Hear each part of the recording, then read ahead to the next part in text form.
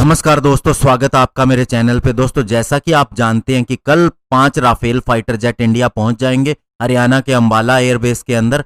तो दोस्तों, ऐसे में इंडियन एयरफोर्स की पावर डेफिनेटली बढ़ेगी और आप हर चैनल के ऊपर इसका रिव्यू भी देखते हैं और ये भी देखते हैं कि हर जगह राफेल की ही बात हो रही है। तो आज हम बात करेंगे दोस्तों उस इंटरव्यू की जो विंग कमांडर BN उन्नी कृष्णन के साथ में हुआ है। वे पहले स्क्वाड्रन कमांडर रह चुके हैं 24 नंबर स्क्वाड्रन, जिसका नाम हाक्स है और जो लोहेगांव एयरबेस पुणे के अंदर स्थित थी। और साथ ही वे दोस्तों अभी एक कमर्शियल एयरलाइन पायलट भी हैं। इस इंटरव्यू में दोस्तों दो बातें हुई कि राफेल के आने से क्या डिफरेंस आएगा और इससे पहले कौन सा फाइटर जेट था जिसको लाने पर, इंडक्ट करने पर इंडियन एयरफोर्स के अंदर सबसे ज्यादा फर्क पड़ा था, पावर के अंदर बढ़ोतरी हुई थी। तो ऐसे में दोस्तों सबसे पहला उनसे क्वेश्चन पूछा गया कि जब सुखोई 30 1997 के अंदर इंडक्ट किया गया तो इंडियन एयरफोर्स की पावर कैसे बढ़ी। तो दोस्तों उन्होंने बताया कि सुखोई 30 को जब इंडियन एयरफोर्स के अंदर इंडक्ट किया गया, सबसे बड़ा फर्क पड़ा इसकी रेंज के लिए। इसकी रेंज 3000 किलोमीटर थी। इससे पहले क्या होता था, जब भी किसी दुश्मन को जवाब देना है तो पूरी स्क्वाड्रन को उसके नियर बाई बेस के नजदीक ले जाना पड़ता था और वहां से ऑपरेशन को अंजाम देना पड़ता था। लेकिन सुखोई 30 आने से ऐसा पहली बार हुआ कि कहीं से भी फाइटर एयरक्राफ्ट को सीधा ले जाके दुश्मन को जवाब दिया जा सकता था। दूसरी इसकी सबसे बड़ी खासियत थी, ये ट्विन सीटर था। इससे पहले जो भी एयरक्राफ्ट थे वो सिंगल सीटर थे। इससे क्या होता था, एक ही पायलट को सारी चीजें देखनी पड़ती थी, वेपन को भी संभालना पड़ता था, एक जगह से दूसरी जगह जाना है तो उसको भी देखना पड़ना था और साथ ही नेविगेशन का भी ख्याल रखना पड़ता था। तो बहुत ज्यादा डिफिकल्ट हो जाता था। अब चूंकि इसके अंदर 2 पायलट बैठ सकते थे तो एक आर्मी ऑफिसर सिर्फ वेपन सिस्टम का ध्यान रख सकता था, यानी कैपेबिलिटी डबल हो गई। और तीसरी सबसे बड़ी बात थी वो था लोकलाइजेशन, इंडिजिनाइजेशन, यानी कि इसे लोकली बनाया गया तो उसके अंदर शुरू से ही DRDO इन्वॉल्व रही।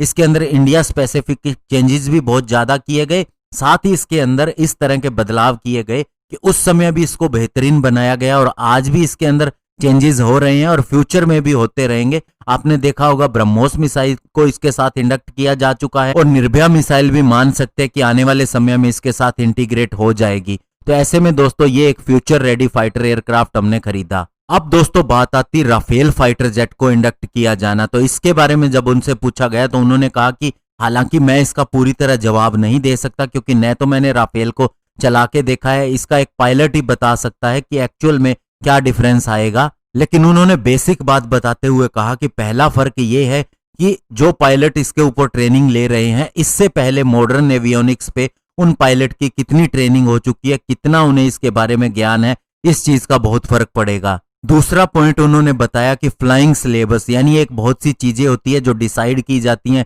ट्रेनिंग के लिए और अभी हमारे पायलट को फ्रांस के अंदर कितनी चीजों के ऊपर ट्रेंड किया गया है ये भी डिपेंड करेगा। और तीसरी चीज उन्होंने बताई कि वेपन सिस्टम किस तरह के इसके साथ में आ रहे हैं, ये भी बहुत बड़ी चीज होती है और इसके साथ सारे वेपन सिस्टम नए आ रहे हैं। अब जरूरत होगी जब इंडिया में वो आ चुके हैं तो इन्हें हमारे सिस्टम के साथ में इंटीग्रेट करना, प्लस में हमें अपने टैक्टिक्स और प्लान्स को मॉडिफाई करना उन वेपन सिस्टम के हिसाब से।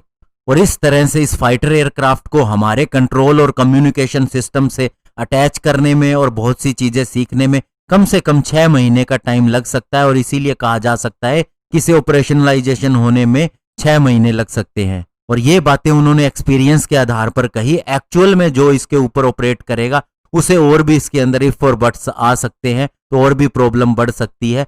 और जब उनसे पूछा गया कि जो पायलट इसके ऊपर ट्रेन हुए हैं और इसे चलाने वाले हैं उनके लिए आपकी क्या सलाह है, तो उन्होंने बताया कि मैं केवल इतना कहना चाहूंगा कि इसके साथ बहुत सी नई चीजें आई हैं तो एक इंफॉर्मेशन का ओवरलोड होगा। उन्हें यह देखना होगा कि किस चीज को सही समय पे कैसे इस्तेमाल करना है और कौन सी इंफॉर्मेशन उनके कब काम आ सकती है। और सबसे बड़ी चीज इसके अंदर होगी, हमें यह नहीं देखना कि हाउस यानी कैसे ये होता है, बल्कि वाइज क्यों ऐसे होता है। ये 2 पॉइंट उनको ध्यान में रखने होंगे। और दूसरी बड़ी बात उन्होंने कही कि हमारी एडवर्सरीज को भी वीक न समझते हुए अपनी तैयारी बेहतर करनी है और फिर जरूरत के समय उसका इस्तेमाल करना है।